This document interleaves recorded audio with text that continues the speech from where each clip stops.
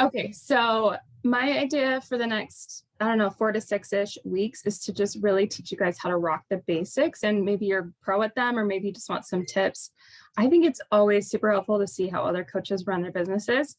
One way you can do that too is to go to the Beachbody Champions page and look at the Power Hour videos they have in there and just watch all these amazing, really successful coaches, how they actually get in the trenches and work their businesses. So that's an idea for you guys too. But I'm just gonna go over the basics of the tracker, how I do things.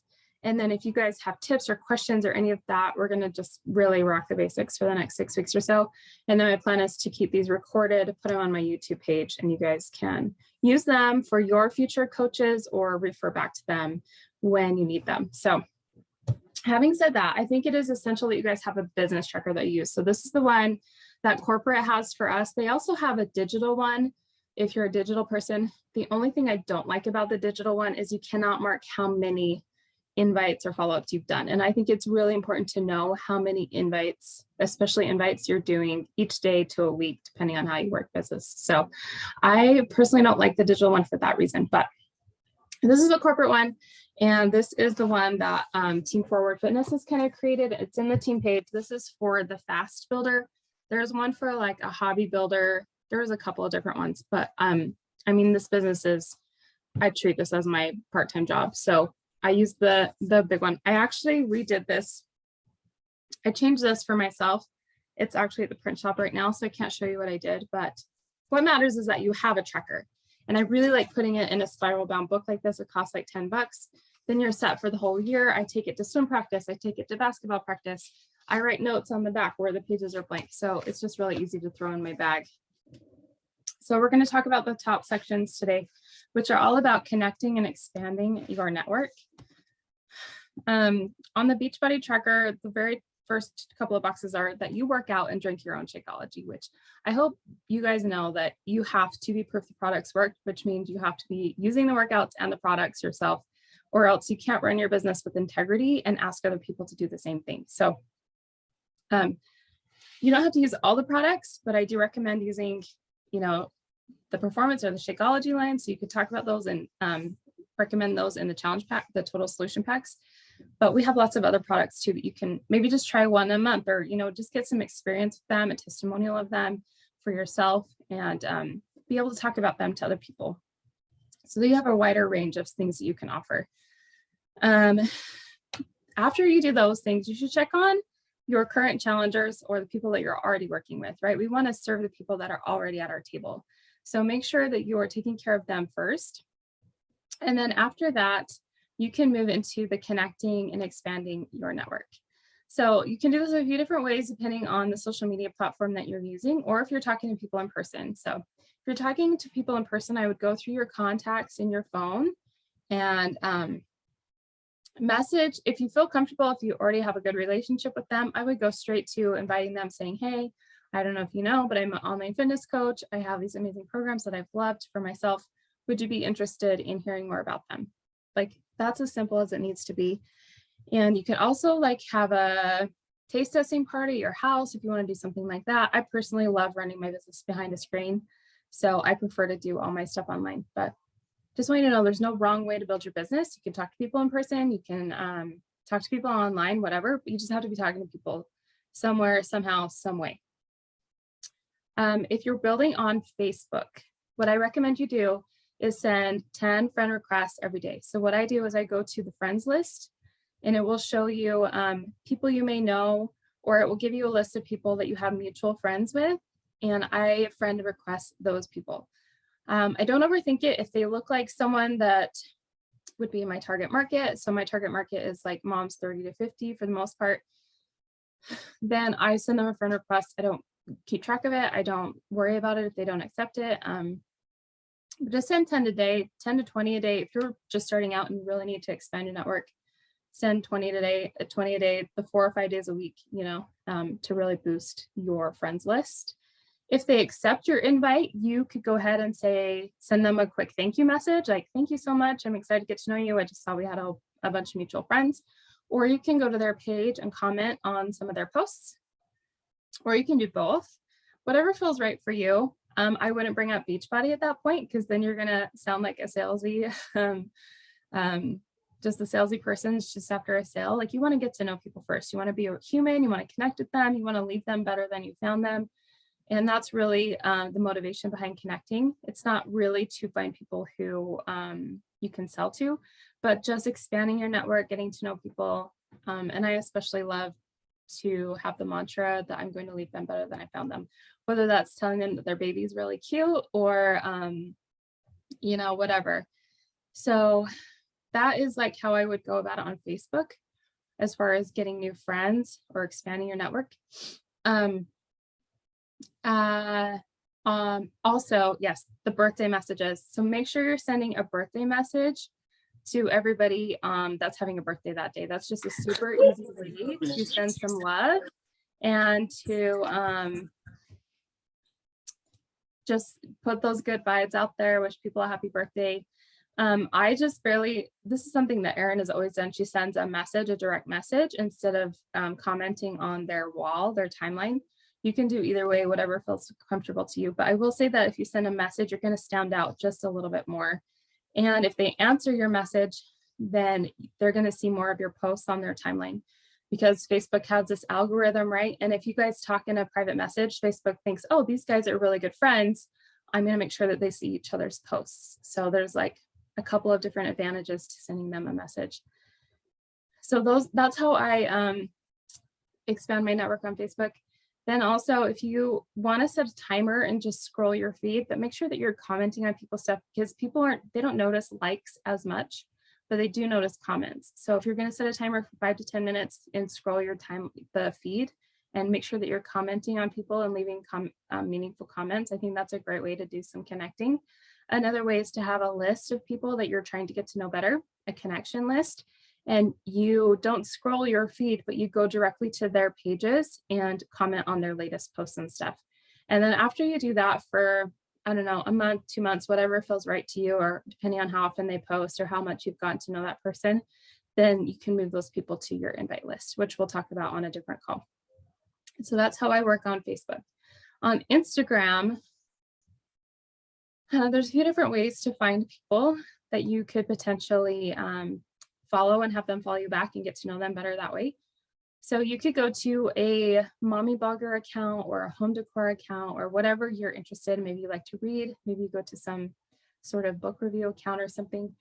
Just make sure it's a smaller account. I wouldn't do anything bigger than like 20,000, 50,000, because if you do like an account that has like 200,000 people, there's just going to be too many people following them. So find a small account that's somewhat in your niche. You think the kind of people that you want to work with are following that account, then you can go to their latest post and you can comment back to some of the comments. You can like people's comments. You can follow the people that have commented or have liked.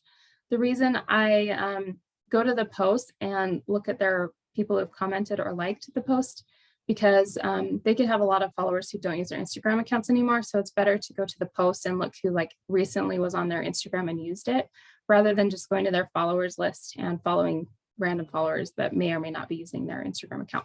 So that's one way you can do it. Another way you can do it is find friends of friends. So you could go to a friend's account, someone that you know is not a Beachbody coach, because you don't want to be stealing other people's customers or following people who already follow a ton of Beachbody coaches.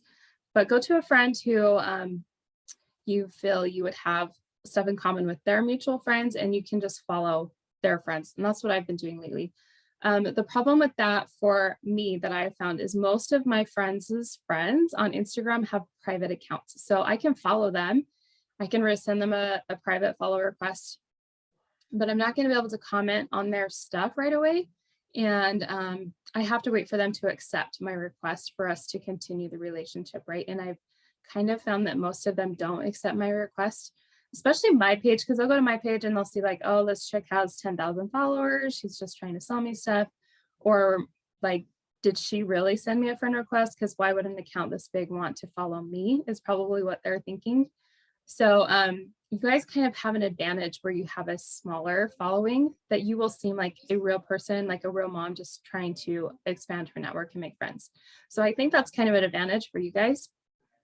So go ahead and send requests to private accounts. I think that's great. They actually have to go to your page to figure out who you are, if they're going to accept or not. So I think that they kind of like have a reason to go check you out. So that's an advantage to private accounts. Public accounts, what I do is I follow them if I feel like they are someone I'd want to work with. If there's someone that's just like, I can tell they're just not, if their page is just full of like, I don't know, like goth fashion and lots of alcoholic drinks or something like that, I just kind of know we're not going to click as well. So you don't have to follow everyone you see, but really just kind of be intentional and follow the kind of people that you would like to work with or you feel you could get along with in real life. But if you find a public account, I follow them and I try to like or comment, on 5 or 3 different posts. And then I put them in a collections. If you don't know what collections are on Instagram, it's how you save posts, right? That little bookmark where you can save posts and you can put them in folders. Those are called collections. That's how I keep track of my people. You can put them in a collection that says new friends or connections, or you can do it by month. You can, have a January folder or a quarter 1 folder, or however you want to organize your collections. But when you find new people, put them in there somehow so you know who they are. And so those are the main ways for me on Instagram, is to follow the followers of an account that I'm interested in or has followers that I think would be in my niche market, friends of friends, private accounts, or just public accounts, friends of friends as well, or like I say, like maybe someone they're following a mommy blogger account or something that you're like into as well. So those are some ways you can expand your network on Instagram. I try to do this every day. I'm terrible at it, and my following is big enough that I don't have to do it as much. But if you guys have newer accounts, I would be trying to follow at least send 20 some way, somehow, either follow public accounts or send friend requests to like 20 people on Instagram every day, 20 people on Facebook every day. And if you don't overthink it, it should only take you about 5 minutes. Okay, it shouldn't take a ton of time. And then don't worry about the people that don't follow you back or don't accept your request. It's not a big deal. Don't take it personally. But the more you send out of those, the more likely you are to have some people follow you back. We're shooting for like 5 to 10% of those to follow us back. So if you're sending 20 a day, you'll get 1 or 2 of those that are actually going to follow you back and give you the chance to get to know them a little bit better. So that's, 5 to 10 a week, which is so much better than nothing, which is what you're going to get if you don't do any of that work. See what I'm saying? And then hopefully, if you guys are doing content right and you're using hashtags and you're posting regularly, hopefully the algorithm will start to push your content out and you'll be able to bring some people in through your posts, especially if you're doing reels, which are the hot thing on Instagram right now. I know they're a lot more intimidating than posting a regular picture, but the more you do it, the better you'll get at it. I've kind of dabbled for the last year. And then at the start of this year, I said, I'm going to post a reel every single day. I'm not going to worry how many likes or views it gets. That promise is to myself, that I'm going to keep my promise to myself that I'm going to post a reel every day, whether it's good, whether it's bad. And I have found that batch creating reels is the way to go. So I'll take an hour or 2 once or twice a week, and I'll just video a ton of reels. I won't add in any of the text or the captions. I'll just get the video part done. And then I can do the text and the captions and the editing the day that I'm posting it. So that's been working for me. But if you're not up for reels, like you're still just like, I post once a week, like I just need to get used to posting, then fine. Do whatever is the next level for you, whether that's posting 4 times a week instead of once, or posting once a day, or whatever. Or if you are posting pretty consistently, give a couple of reels a try. I will tell you that your reach through reels is probably like 50 times what you're going to get with a static post. When I look at my data on my Instagram page, like for example, I think in a random week, if I remember right, my reels got 6,000 views or something like that. My feed posts got like 400 or something, and then my stories was like 150. So it's just way more with reels right now, just because that's what Instagram is interested in pushing. So consider your content too as part of your ability to expand and connect with people out there who you could help or who you could become friends with. I I think that's all I wanted to cover today. I don't want it to get overwhelming. I just wanted to break down the vital behaviors into chunks and really dive into how we go about doing them, and then just build one on top of the other. So that's kind of how I go for Instagram. I guess I should say a little bit more about connecting. So connecting on Instagram, I take the people that I'm already following, or they're following me, or they're watching my stories, or I have them in one of my collections. I'm going to their pages and I'm commenting on their stuff. And that is what I consider connecting. You could also send them a message. So a couple of tips on that. You could take what you would have commented on their post and you can send it as a direct message instead. Like, say they got family pictures taken, and instead of saying, oh my gosh, these pictures are so amazing, your family's so beautiful, where did you get these pictures taken? You could send that same thing in a DM, and you're going to stand out a little bit and you're going to be able to start a conversation. So that's a tip you can do to take your connecting to the next level. I like to make sure that I've connected on their page, I don't know, 3 or 4 times. I've commented on several of their posts. I kind of like remember their name to their face. And then I can go ahead and send us a soft invite, which we'll talk about next time. But that's like the gist of connecting, is like just making friends, just leaving people better than you found them, but making sure that you're expanding your network and you're expanding your audience and you're just bringing people into your funnel that way. So it's a really important part. I will admit that's probably one of my weakest parts of my business, because I really just kind of want to get to the meat. I just want to send the invite and see if they're interested in, but I know that I have better responses to my invites if I've like taken the time to get to know them a little bit better. It's kind of like asking someone on a date the first time you meet them in the grocery store, rather than like getting to know them a little bit and then asking them on a date. So that's kind of, you know, the importance of connecting. I just want you to remember too that none of the stuff we're going to go over in the next few weeks is hard. It's not really hard to push the follow button on Instagram, or to comment on someone's post, something positive and uplifting. It's not hard to send happy birthday messages on Facebook, or to send a few new friend requests. So if you find yourself getting kind of brain drama around this, just remember those actual things are not hard. The thing that's hard about coaching are all the brain stories that we bring to coaching, but none of the actual coaching activities are hard. So just keep that in mind as we go through all the things that you need to be doing to build your business. So that's all I have for you guys today. 20 minutes, not bad. But do you guys have any questions or anything you want to talk about connecting, or anything else coaching wise right now?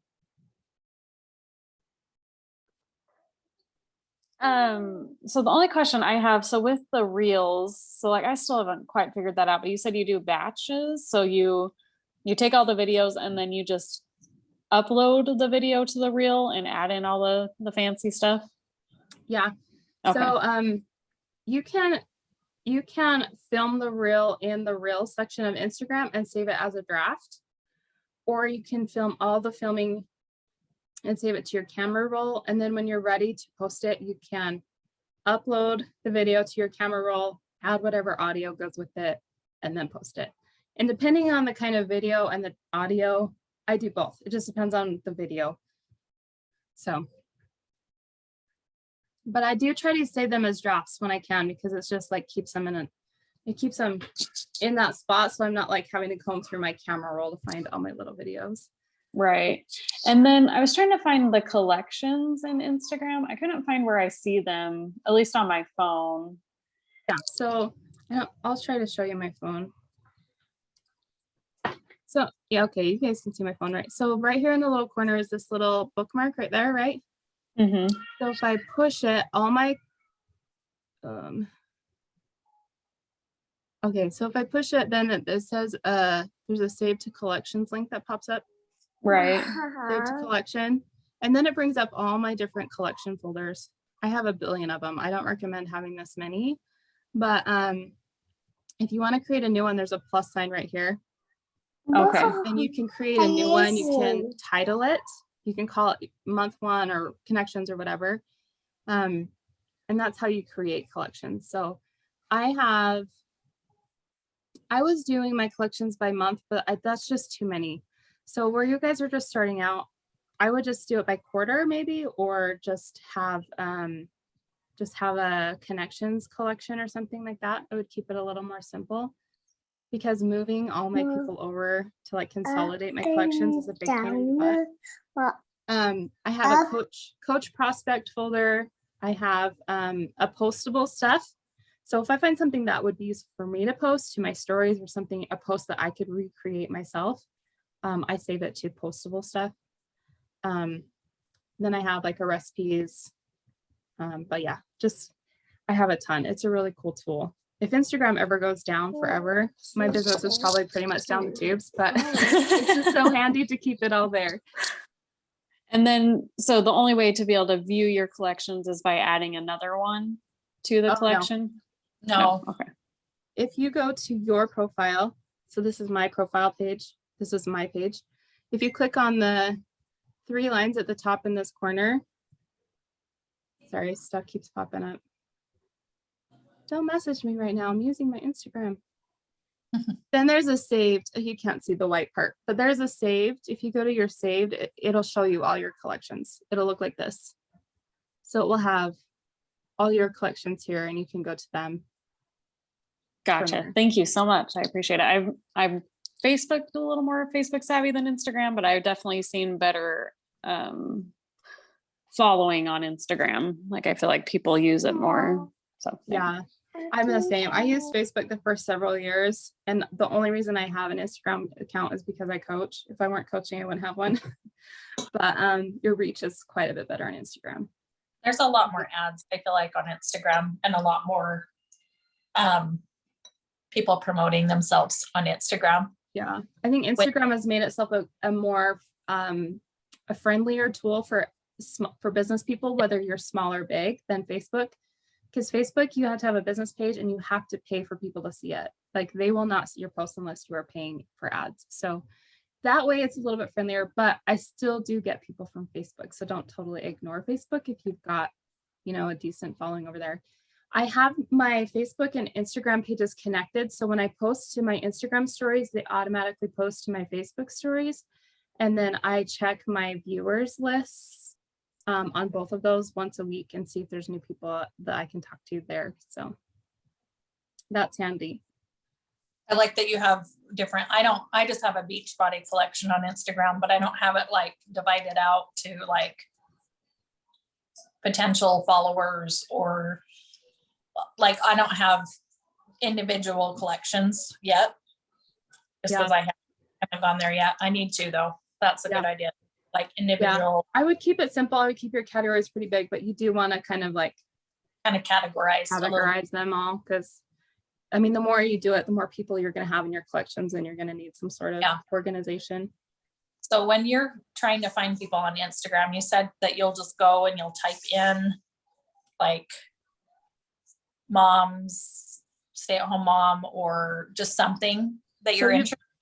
Or you can do that. Yeah, you can go to the explore page. You can type in a hashtag or a category or whatever, and then see what pops up. Okay. Or if there's like a smaller home decor account, like there's a home decor account that I follow. She's got like 5,000 followers, so she's not super big. Mm-hmm. Or there's a couple women like that. They're not in fitness necessarily, but they kind of have the same age group, moms, 30s, and I can follow their followers. Or you can go to friends of friends. Yeah. I have a friend that has like a 31 business. So it's like bags and stuff. And she just posted, I think it was this last weekend, like, post your small business on this page. And now she wants people to like invite people to like her page. And I thought that's pretty smart to like do that. And so you can do that too, for sure. And I know some coaches are good at collabing. Like, they will collab with the mommy blogger. They'll be like, hey, let's do a Facebook Live together, or let's share each other's pages in our stories or whatever. So you're totally welcome to do that stuff.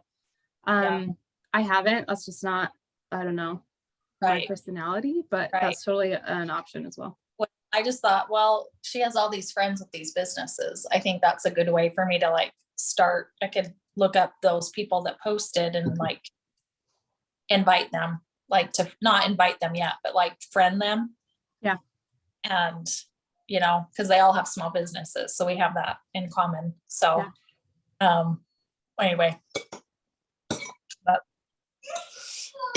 Yeah. And I think, Jenny, too, like, I would also look at your life and what you've been through. Like, you could look up moms who were divorced with little kids, or women who are on their second marriage, or, you know, stuff like life situations that you've been through that are kind of unique and kind of narrow down, you know, the worldwide audience. So that's something that you could do too. Like, Kendra is a military wife, so she could talk, you know, she could focus on finding other military moms. Yeah. Stuff like that. Like, try to find something that is more unique about you that maybe you can hone in on and find a niche that way, and kind of have more direction when you're trying to expand your network. Okay. Good suggestion. I'll have to, so just maybe type in hashtag single mom or hashtag second. Yeah. Something. Or if you, or maybe you can even find an account where, like, I know a business coach that helps divorced moms.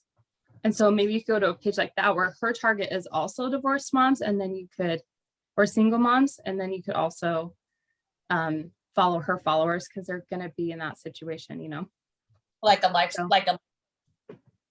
a life coach. Or anything like that. I just found a life coach that I'm following this weekend that it's just like helping moms that are in the trenches. That's called like helping us moms that are in the trenches right now. Like, that's what I need. Yeah. I mean, you could do that, you know, you've got the toddler age, you know, you can find toddler tip blogs, or, I mean, there's just so many ways you could go. But I just take the time. I don't know. I feel like it's hard to take the time to like search all of that stuff, and like it just all takes time. Yeah, it does. But once you find an account that has people following them that you think would mesh with what you're doing too, just save that account in a collection. Call it like inspo account or whatever. And so every time you need to find new followers, you can just go to your inspo collection, go to their latest post, follow 10 new people, and then you're done. So once you find 3 or 4 inspo accounts or whatever, or a hashtag that works for you to find people, then you'll have more direction. It's just kind of finding that direction the first couple of times, but after you get there, you should be able to just go there and find people you can follow. Okay. Sounds good. I'm gonna throw my 2 cents in on that too. So Brandon knows, because I've been around for a while and I'm just very, very slow at everything. But for a while I was just, you know, everyone's talking about like find your thing or whatever, and all that I could think about was the fact that I have kids, so I'm a mom, and in my head I'm like, that should be good enough, right? But there are so many moms out there now who are trying to take control, which is awesome, but that has made it so that just mom life isn't specific enough anymore, I feel like. And it made it really hard for me to feel inspired for what to post or how to reach out to people, because it was just like everybody's coming at you with this, you know.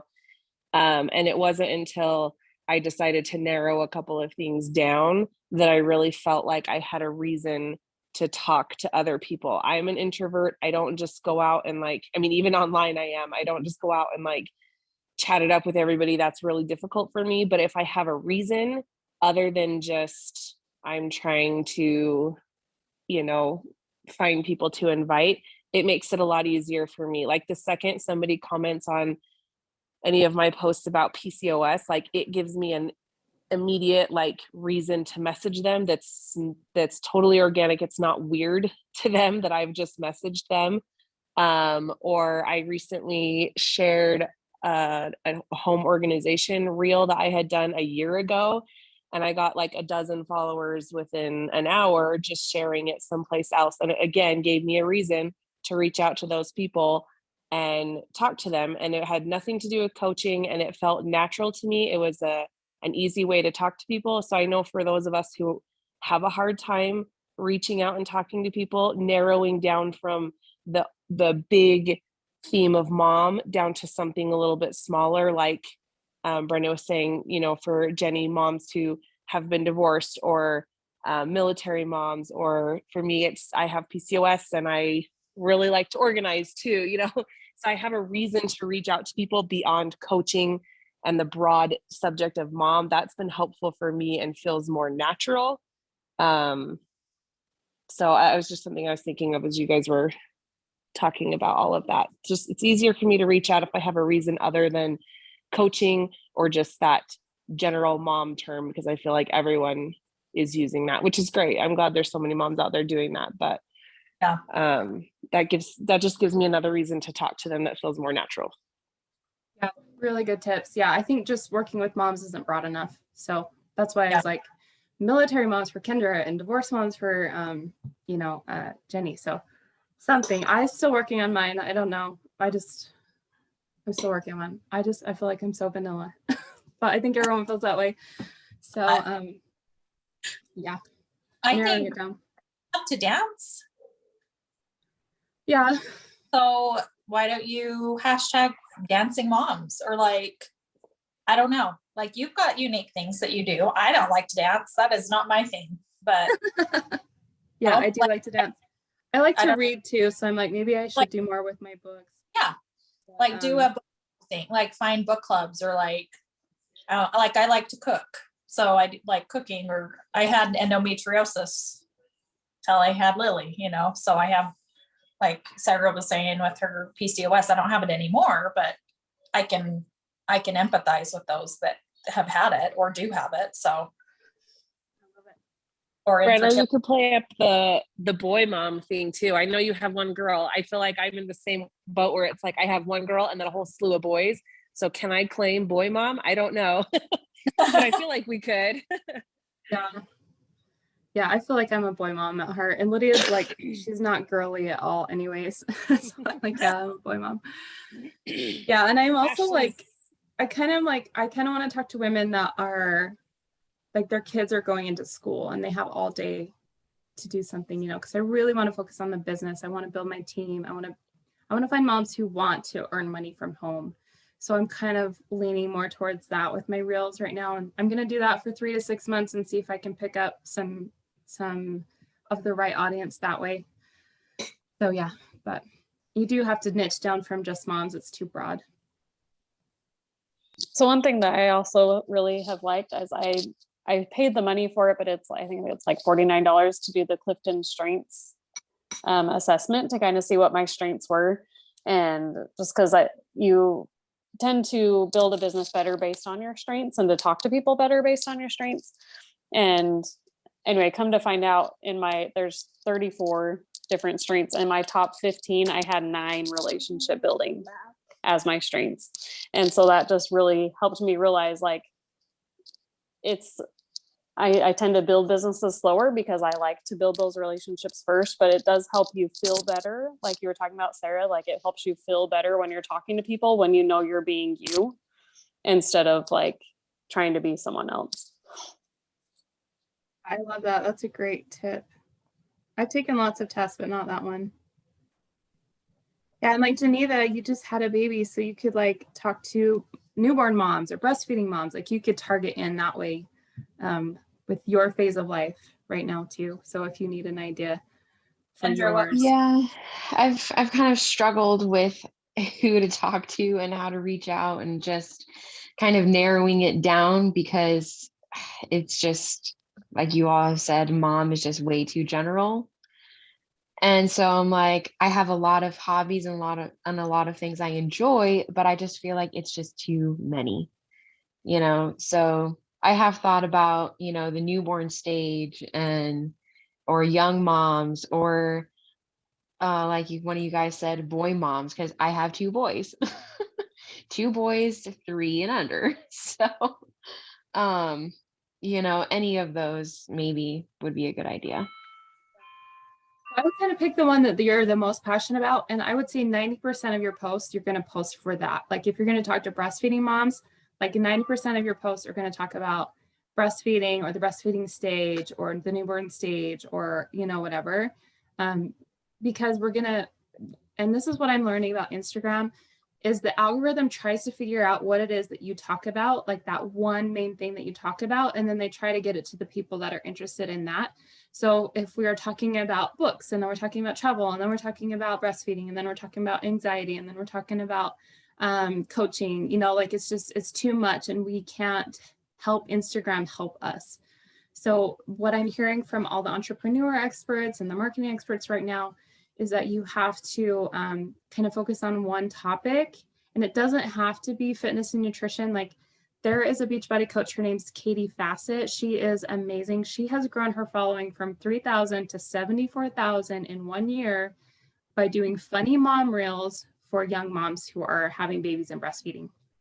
But I was most totally of her, going to suggest her too. She's so funny. she's so good. But all of her reels are about young mom life, almost every single one. And then like 3 times a week, she'll put up like a transformation or whatever. And she talks about her business in the stories. And so that's where she's getting her new customers and clients, is through her stories. But her reels are all catered to young moms and to funny stuff. And she just brings people in like crazy. So I'm not funny. I wish I was, but just the more we talk about that one thing on Instagram, the more Instagram's going to find the people for us. So we just need to be better about choosing that one thing we mostly want to talk about on our feed. And then in your stories, you can talk about all your things. You can talk about all the things in your stories. And that's where you can kind of develop a more well-rounded picture of what your life is like and your interests and stuff. But to bring in the right audiences, we need to kind of choose one thing. And you can experiment, like choose one thing, talk about that for 6 months and see how it goes. If it doesn't go great, you can always switch it up from there. And also the bigger your audience gets and the more your following grows, the more wiggle room you have to talk about some more stuff. But to really break through and find your right audience, you should pick that 1 or 2 thing that you're going to focus on. That's what I'm working on. I'm like, okay, well, I want to talk to moms that want to build businesses. I think that's what I'm going to try for the next 6 months and see how that goes. So do you guys have anything else? I'd had one quick question. When you're adding people to the collections, and you were saying to do it like quarterly instead of monthly, the people that you're adding there, are those the new accounts that you're following, or are those people who followed you that you're messaging? Both? Anyone Okay. that I want to keep track of and make sure that I'm building that relationship with, they go in the folder. So people that are already following me, new people that I find, maybe someone new watches my story that I haven't really noticed before, put them in my folder, just so that I take the time to further the relationship, get to know them a little bit better, and then hopefully have an opportunity to invite them down the road. Okay. I know some coaches, they have a folder that they call the hot list, and that's like people that they're almost ready to invite or that they're actually talking to about their next group or the business or whatever. So you can literally organize it however you want, but just whoever you want to keep track of. I think collections is a great tool to use. I also do a Google Doc for people that are interested or have, like, I've invited them and they're like, yeah, tell me more. That's when I put them on a list on a Google Doc. It's just a list of names. That's it. But that's who I'm like, that's my hot list. And that's who I make sure that I'm following up with, because they've said they're interested or they're watching a video or we're in the middle of a conversation. But otherwise, I only use collections.